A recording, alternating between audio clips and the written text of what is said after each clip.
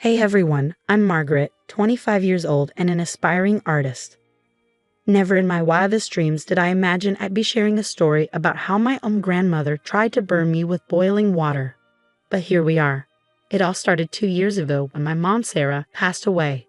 She was my best friend, my rock, and losing her felt like a piece of my soul had been ripped out. The only thing that gave me comfort was the beautiful collection of jewelry she left behind. Each piece carried a memory, a story. After Mom died, I stayed in the family home with my grandma, Martha. At first, it was comforting, like having a small part of Mom still with me. But things started to get strange when Frank entered the picture. "Margaret, dear, have you met Frank? He's such a gentleman," Grandma said one day, smiling brightly. I forced a smile back. "Nice to meet you, Frank." Frank, a charming 60-year-old widower, started visiting more frequently. I wanted to be happy for Grandma, but something about him just didn't sit right with me. My best friend Zoe noticed too. One afternoon, over coffee, Zoe said, "Liv, don't you think it's time you got your own place? Your grandma's acting like a teenager with this Frank guy." I sighed. "I know, but I can't just leave her. Besides, all of Mom's stuff is still there." Zoe gave me a knowing look. "Your mom would want you to live your life, not babysit your grandma." She had a point, but I felt like I needed to stay. Work was my only escape. I'd been doing graphic design at a small firm, trying to save up for art supplies. That's when I met Ethan. "Hey Margaret, check out this design I'm working on," Ethan called out one day. I leaned over, catching a whiff of his cologne. "Wow, that's amazing. I wish I could create like that." He smiled. "Are you kidding? Your work is incredible. You should really think about doing your own art full-time." I blushed a little flutter in my chest. Ethan saw the artist in me that I was trying to bring out, but every time I thought I was moving forward, something at home pulled me back. Like when I met Frank's son, Derek, at a family dinner. "So Margaret," Derek said, glancing between me and his dad. "How long have Frank and your grandma known each other?" I shrugged. "A few months, I guess." "Why?" His expression tightened. "No reason. Just curious." His tone made me uneasy, but before I could ask more, Grandma burst into the room. "I have wonderful news, everyone," she exclaimed, beaming. "Frank and I are getting married." The room fell silent, and it felt like I'd been punched in the stomach. "Married? Grandma, isn't this a bit sudden?"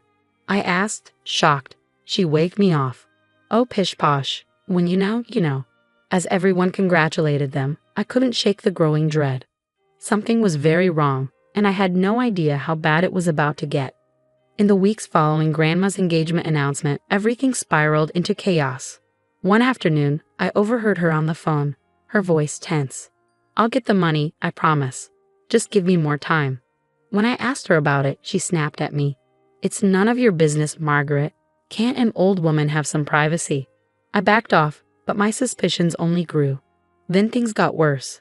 I noticed that Mom's antique locket was missing from my dresser. "Grandma, have you seen Mom's locket?" I asked, trying to keep calm. She avoided eye contact.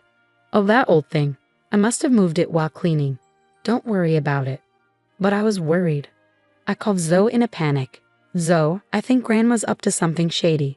Mom's jewelry is disappearing, and she's acting all secretive about money." Zoe paused. "That doesn't sound good. Liv, want me to dig around?" A few days later, Zoe called with some disturbing news.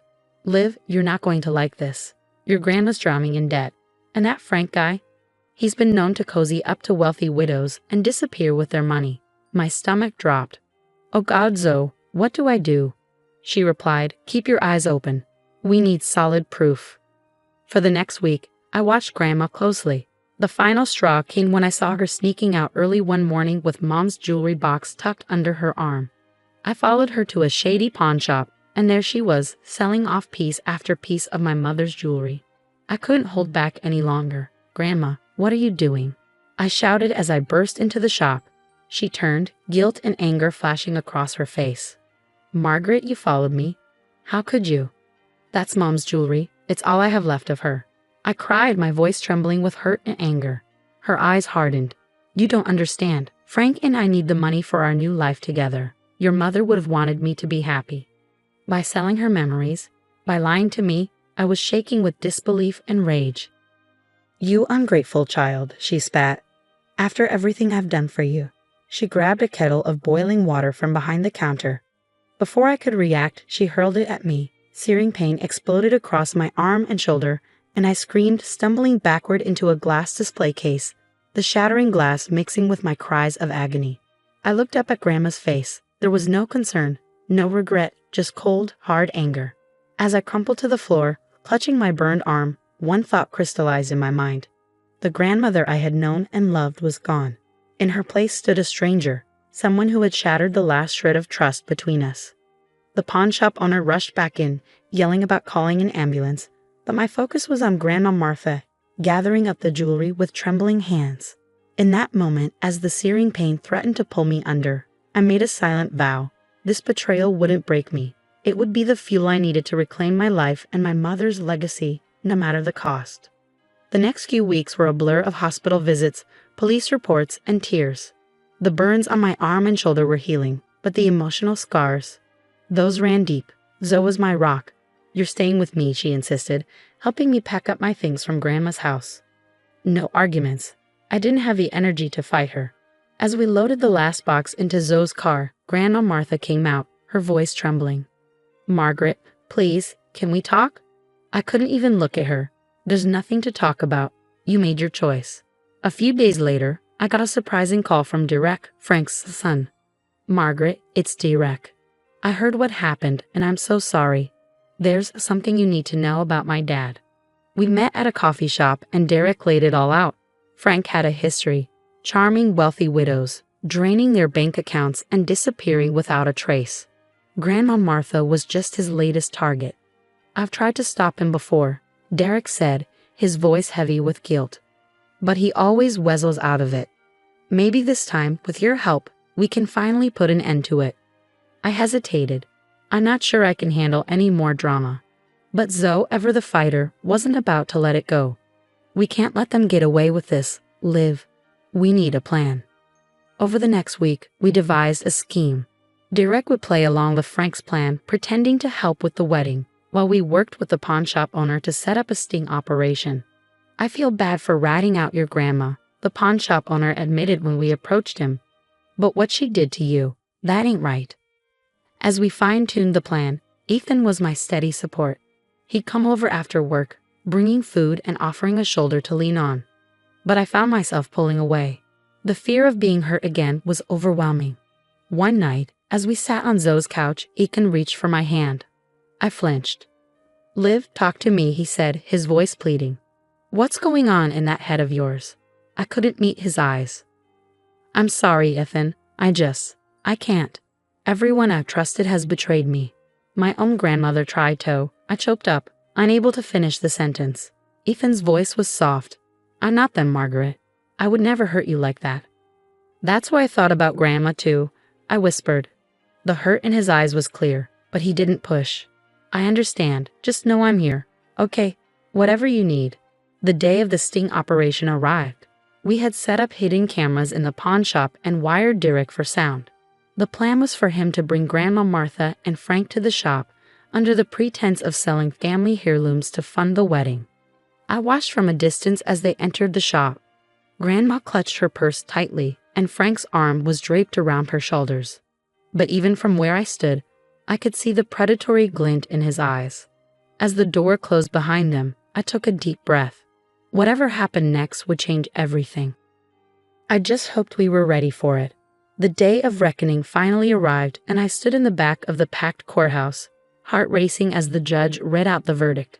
Frank's smug smile vanished as the words "guilty on all counts" echoed through the room.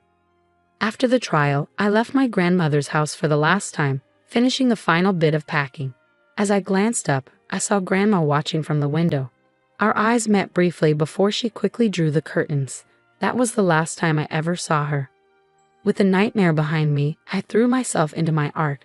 The pain, the betrayal, the healing, it all poured out onto my canvases. Ethan was by my side through it all. One night, as he studied my latest piece, he said, "These are incredible, Liv. You're turning your pain into something beautiful." I leaned into him, feeling safe for the first time in months. "I couldn't have done it without you."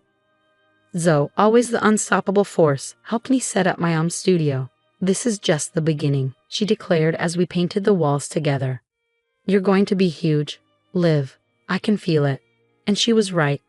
My first small exhibition sold out in a week. Then came a feature in a local art magazine, and before I knew it, galleries in the city were calling. The night of my exhibition opening, I looked around at the vibrant crowd, at my art lining the walls, and at Ethan smiling proudly from across the room. Asterisk to new beginnings, asterisk, I whispered to myself, raising my glass. And to the family we choose. The pain of betrayal had forged me into something stronger, something unbreakable. As I clinked glasses with my friends, I silently thanked the hardships that had led me here. They hadn't broken me, they had set me free. Now I have a question for you. If you were in my shoes, would you ever forgive Martha for what she did? Is there a line that, once crossed, makes reconciliation impossible, even with family? Share your thoughts in the comments below.